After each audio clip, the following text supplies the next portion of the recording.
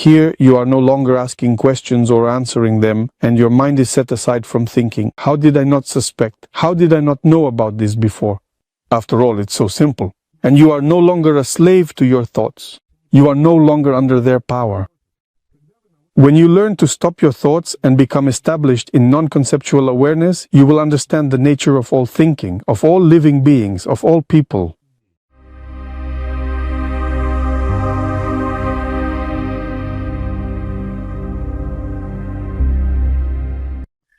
Om Namaste. The question of stopping thoughts is a question that seekers. Thousands of generations of yogis have consistently asked their spiritual teachers. The Yoga Sutras of Sri Patanjáli says, Chittá, vrítti, niródhha means the cessation of mental activity. All yogis of all generations, all times and countries are looking for a way to stop the mind. When the mind stops, one can enter the state of dhyana, meditation. And if dhyana, meditation, lasts for half an hour, one can enter the state of Samadhi. Samadhi is the cherished goal of every yogi. The question is, how to stop the mind? The simplest way to stop the mind is pranayama, Kumbhaka, breath retention. The mind moves only as long as prana moves. When prana is still, the mind will also be still. Therefore, if you want to quickly stop the breath, you need to perform 3 bandhas. Jalandhara bandha, contract the throat. Mula bandha, contract the muscles of the perineum and anus. Udhyana bandha, draw the abdominal walls toward the spine. And as long as you hold the 3 bandhas, in Tribandha mudra, for example, your mind will be calm, it will have no opportunity to move. And at that moment, you can experience a breakthrough, you can realize your true self, you can receive a revelation. That is why in many practices, japa is recited during breath retention, Kumbhaka. And before a homa or puja, Kumbhaka is practiced to calm the mind and attune oneself. However, this method is very short-lived. You cannot live all the time in a state of breath retention in Kumbhaka. Something more natural is needed. And so, the main method for stopping thoughts, as is traditionally believed, is Unmani meditation or Mahashanti meditation, the meditation of great peace. You sit comfortably cross-legged in the traditional 7-point posture, a foundational position for meditation. And place your hands in dhyana mudra. The spine is straight, the chest is open, the head is slightly inclined, and the tongue is pressed to the palate. This is called the 7-point posture. The teeth are closed but relaxed. And you very attentively gaze into the mental space, the inner dark screen in front of you, so to speak. Without tension, but with alertness. And every thought that arises, you must extinguish it, forcibly by an act of will. As if your inner space is your room, your home, and thoughts are uninvited guests. And your act of will is like a guard who chases away these uninvited guests with a baton, driving them off and not letting them enter your inner space. You need to reclaim your own mental screen. Make it empty and become aware of it. And at first, short gaps appear between thoughts. Thoughts flow in a broad stream, but then there are 1, 2, 3, 4 seconds, and you feel that you were in some delightful, indescribable state, but you didn't even have time to settle into it before it was gone and new thoughts arrived. And you repeat this again and again, over and over. It is often an exhausting struggle when you think, come on, what is happening? When thoughts flow in a constant stream, they keep on going. And sometimes the mind is excited and the thoughts are hard to stop. This is what is called a deviation into excitability. Then you should direct your gaze a little lower, closer to the tip of your nose and downward. and to give rise to such a resolve of repentance. How many more years will I keep trying to stop my thoughts when the world is impermanent? Thus their whole life will pass in trying to stop thoughts while I strive for liberation. And with a decisive act of will, cut off the thoughts and hold them back for a certain period of time. And at that moment, a gap will open between two thoughts. And suddenly we realize that behind the thoughts there is emptiness. Behind the thoughts there is a space of pure awareness. Behind the thoughts there is life, and that life is you yourself. Behind the thoughts there is your own way of perceiving. And it is very subtle, incomprehensible, but yet it exists nevertheless. And suddenly you understand that the nature of my mind is not thoughts. That the nature of my mind is elusive.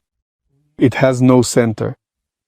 No boundaries, no form, no name. It is not round, not square, not yellow, not green. It is neither inside nor outside. And most importantly, it is beyond concepts, beyond any notion, so no such concept, no idea can grasp it. There is only simple, pure perception there. That is what you strive for, day after day, week after week. You practice the meditation of great peace until you reach the profound state of Unmani, a state completely without thoughts, for an extended period of time. And once you attain it, you must remain in it.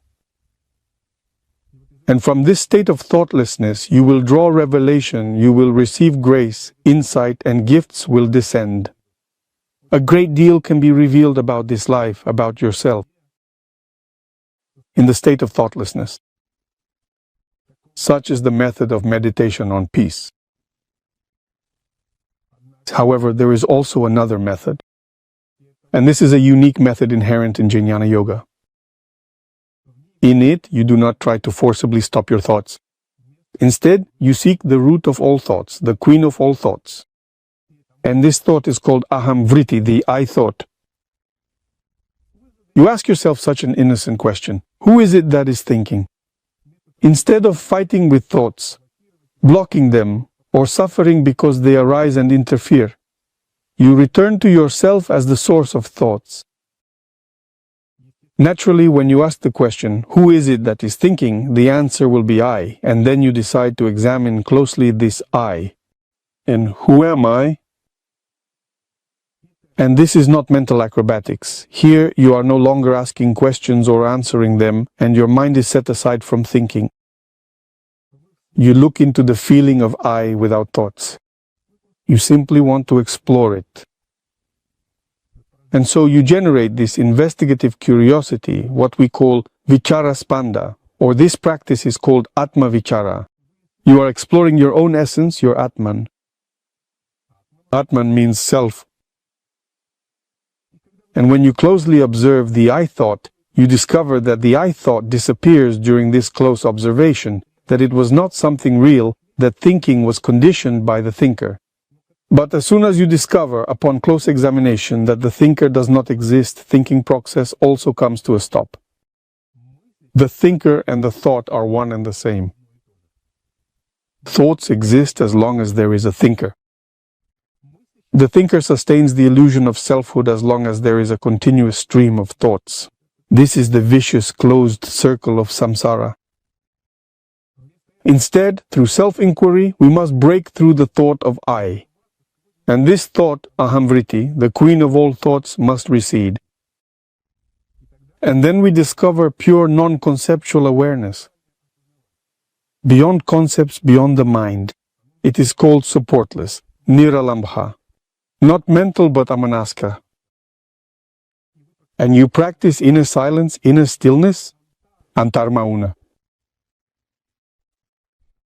And as soon as thoughts arise, you ask yourself again, who am I? Who thinks this? I am. And who am I?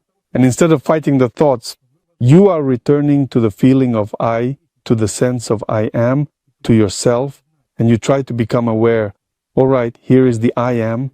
And this is the feeling of pure awareness, actually has a much greater depth than just our thoughts. It has its own dimension of being. It can observe thoughts. It is a higher consciousness in relation to the stream of thoughts. And then thoughts are seen as not yours. They are seen as a running line from the outside. as a stream that moves, but which you are not. You step out of the stream of constantly moving thoughts, and you feel yourself as the one sitting on the riverbank while the river of thoughts flows by. And suddenly you realize, oh, it turns out I am not the river of thoughts, all these concepts, judgments, conclusions, all those neat theories and concepts, that's all not me. It's all the river, it's mental energy, and I am the one sitting on the bank of this river observing. Suddenly you find yourself in the state of an outside observer, a recorder, a witness of thoughts. And this is where true jnana yoga begins. You discover that being a witness, a recorder of thoughts, is much easier than thinking while identifying with concepts. After all, it's such a quiet, empty, very calm, serene, and even joyful state, and it simply arises within you, well, even a feeling like not anger at yourself, but rather a kind of bewilderment. How could I not have understood this? How did I not see this happiness? How did I not suspect? How did I not know about this before? After all, it's so simple. And you begin to feel as if you are being handed the keys to the gates of heaven, as if you are unlocking a heavenly treasure within yourself. Simply because you become a witness to the stream of moving thoughts. Because in this state of witnessing, such depth opens up, such purity, such sharpness of consciousness, such clarity, such mystery, such openness, such greatness that you could never have imagined. And no neat theories or concepts can compare to this. And at first you might even develop an aversion to the stream of thoughts. You feel that thinking is like riding on some kind of heavy lumbering animal. It's something heavy, something that weighs you down, something that makes you identify with it. And that thinking should only be done in certain cases, purely functionally. But having inner conversations is what burdens you, compresses you, makes you denser in coarse materiality. And instead of that, you can soar in a non-local, non-materialized state of pure space of awareness. And then the state of observation plays the role of awareness, which itself eliminates attachment to thoughts. At the same time, you don't stop your thoughts. They can still flow on the periphery of your mind. But there are far fewer of them. They become manageable, something like a game. And you are no longer a slave to your thoughts. You are no longer under their power. On the contrary, your power over thoughts increases. You become the master of your thoughts. But what if you can't manage Atma Vichara or the meditation of great peace or Kumbhaka pranayama? Then the Guru will advise the disciple, try concentration instead. Dhyana. Concentration is the simplest and most reliable method. A point, a flame of a candle, the image of a deity. If you can bring your concentration on the deity up to an hour a day, you will easily be able to stop your thoughts, both in the meditation of great peace and in Atma Vichara. When you learn to stop your thoughts and become established in non-conceptual awareness, you will understand the nature of all thinking, of all living beings, of all people. The theory behind all logical concepts, all doctrines, all teachings, including religious ones, will become clear to you. All statements, all words, and all cognitive processes will become clear to you, as if laid out on the palm of your hand. Because you will understand that the mind does not exist by itself, and thoughts are insubstantial, empty. They do not exist on their own. They are the playful, creative energy of this empty, thought-free state of consciousness, of this empty screen, which is neither inside nor outside, which is neither round nor square, which has no color, neither yellow nor green nor blue, which is expansive, which permeates everything,